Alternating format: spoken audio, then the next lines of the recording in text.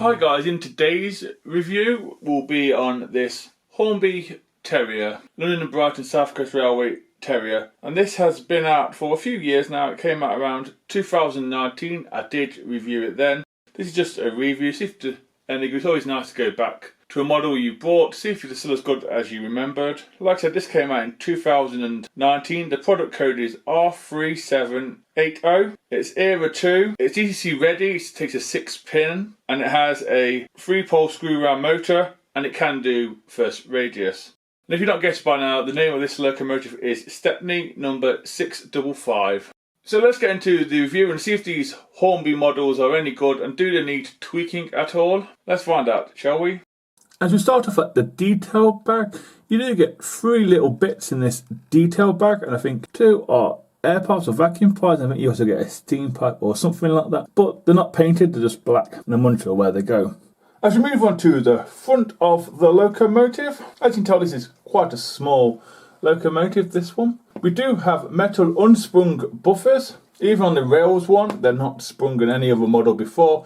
I've not been sprung buffers at home. We do have a small tension lock coupling as well. We also have some irons to knock stuff off the tracks, and they are in red, which is great. We also have a small separately applied hook too. The buffer beam and housing. The housing is in red, but the buffer beam itself has a lining on it. Moving on up right in the centre there, we do have a lamp iron. We also have some taps as well. As we look back to the bracing for the boiler, we also have some more lamp irons there too. Hornby have gone to the trouble of doing a silver separately applied cement box dart, and the hinges and bracing are in silver, so is the handrail as well. Then we have another lamp iron at the top in black. We also have some handrails you just about see in black, and then we have the chimney, which is separately applied by the looks of it, but copper top is not the greatest.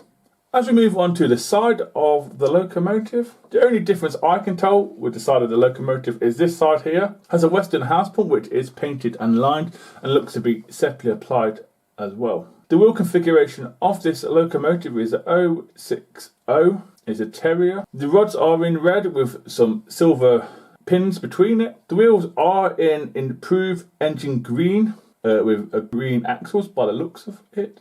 They are metal as well. You can see some sanding gear and brake gear as well down there, which is great. The sanding gear is in red, which I do like. There's some lining on the running board as well. As we move into the centre, you can see the first splasher is painted and does have a builder's plate, but in between all that you have a silver or gold piping, and then in between all that you also have the motion, which is in red. It has been picked out by Hornby. They have gone to the trouble of doing that.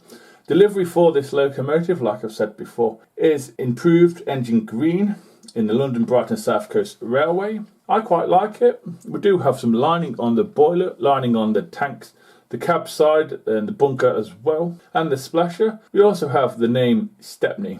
The number of this locomotive is on the bunker and it's 655. As we move into the cab area itself, we do have, I think, a glazing bar front and back in this cab. Everything in this cab is painted to a high standard.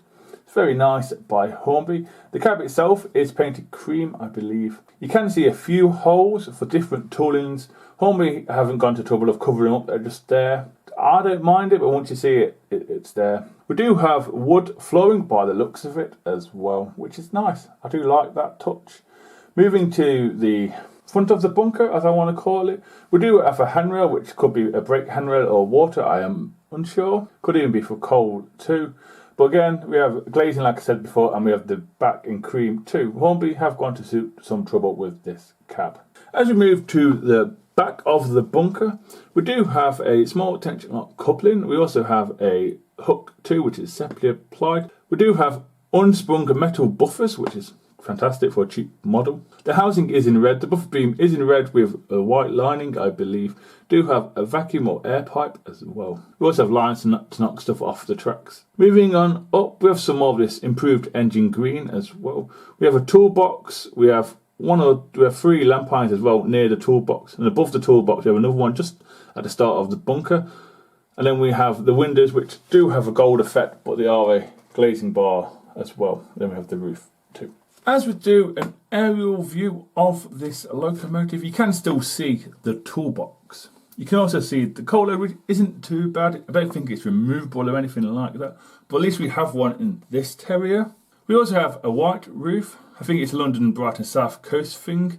I always thought white roofs meant a royal visit or something like that, with a few rivets on there as well. Now, as we look at the windows, I just want to show you the windows. They are got a gold rim around them. But like I said, it is a glazing bar.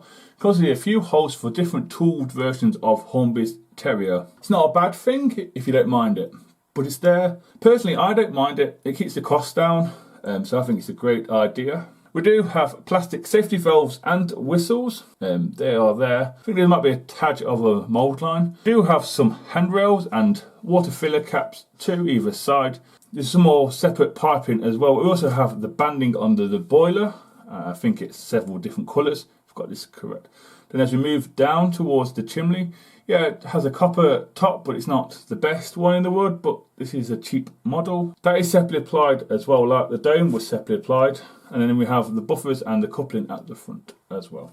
And finally, as we do an underneath look at this locomotive, as you can tell, some of it is in red. The chassis of this locomotive is in red. The base plate, we have a few screws to take off, and it is contacts. As far as I'm aware, I did take mine off to clean. It is contacts. It's not hardwired or anything like that, which is great. All the wheels are metal as well, and they all have copper strips going to them, all 6 of them that is. Doesn't look too bad, it does the job for me. We also have the small tension lock coupling, NEM couplings at the end as well. You can also see the brake rigging on the outside as well.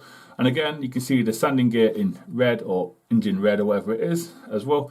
My only issue with this underneath bit is that the couplings are not the same colour as the chassis. As you can see, they're in black and the chassis is in like engine red. And we also have a gear or a cog as well to oil. And there's a few screws to take off if you want to get to the body itself by the looks of it. So yeah guys, that's it on the tracks. Next up will be a points test. So you know this can do first radius, going off the Hornby website. This can do first radius, which is great. So let's get into the points test, shall we? So here goes.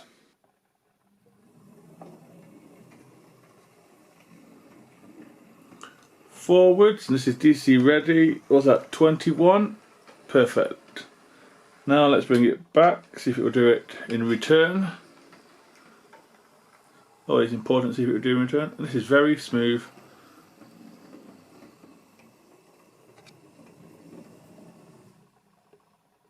Yeah, no issues at all there. So yeah, it managed that points test pretty well actually. I was quite impressed by it. And you can tell it can go backwards and forwards with these points, no issues at all. And these are second radius, and they have a few dead zones. They do kill quite a few locomotives. So next up will be some slow speed, and we'll find it a friend at the end, shall we?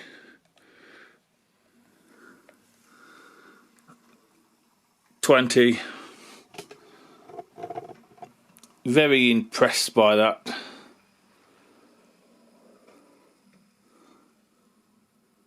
So smooth. I think Hornby have got this mechanism correct and right. Sorry I can't zoom in, it affects the sound.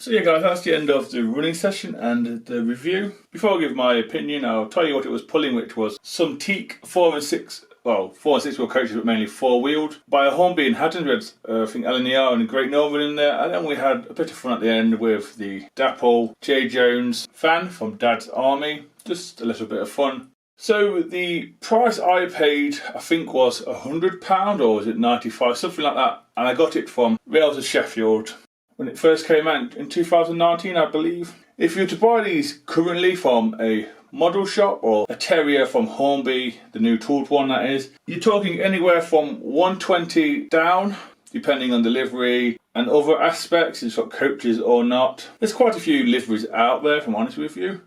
If you get this direct from Hornby, currently they don't have that many out going off their website. So anywhere from 150 down. They have a web exclusive, which is a Isle of Wight one. They also have a departmental Terrier, and that's really about it. A few sets, but failing that, 150 is the best, roughly give or take, you're gonna get. If you, like I said, if you get these from a model shop, there's a wide range of liveries. We have the LSWR, you have BR, you have departmental, probably some Isle of Wight ones, there's several Isle of Wights, a few preserved ones out there as well. So yeah, the prices are okay currently, I guess. I know there's another manufacturer out there that does a Terrier, and they really don't seem to release many, and it's only exclusive to one shop currently at the time of me recording this. Yeah, this Terrier is not perfect, but it's a lot better than the other manufacturers out there. Okay, you've got all the bullet holes for different tooling in the front of the cab. That is mainly to keep the cost down, and as you can tell by the video, it ran pretty well. Quite impressed with the points, backwards and forwards, no issues whatsoever. It has a coal load. It also has some underframe details where you can look through and see the air gap. I know it's not perfect, but for £100, £115, it's still a fantastic model. And this being Stepney, I believe he's preserved on the Bluebell Railway. I'm not sure if it's in this guise or the A1X, because this is an A1. I have no issues with it. Nothing of this is fallen off. I have serviced it twice since I've had it. Just no issues at all. It's a good little runner. It can pull more than what it's pulling here, which is 4 items. So yeah, for me, what, £115 is a good price. It all comes down to your preference, your budget, and if you're into your preserved stuff as well. But if you're one of the people out there that likes to build one, the question is, can you build a Terrier as good as this for less than, let's be honest, £150? Painting the whole works, could you? That's the question you've got to ask yourself. Like I said, I can't tell you yes or no to buy it or not. I can only give you my opinions on the way mine ran. Let's forget, this is, what, 7-ish years old now, and it still looks the part. Yes, okay, Hornby could upgrade it slightly. Maybe find a way to do sprung buffers. I know it's a weird angle. Maybe have the bottom half sprung and the top half like missing a chunk so it springs, so that makes sense. Maybe a fire glow. But failing that, it's a superb model. Like I said, I've got several of these, mainly the old tooled ones, and they are just as good for projects. So this was my review on the Hornby A1 Terrier Stepney. If you've got any comments, please leave them down below, and I will see you in the next review. So please take care and goodbye.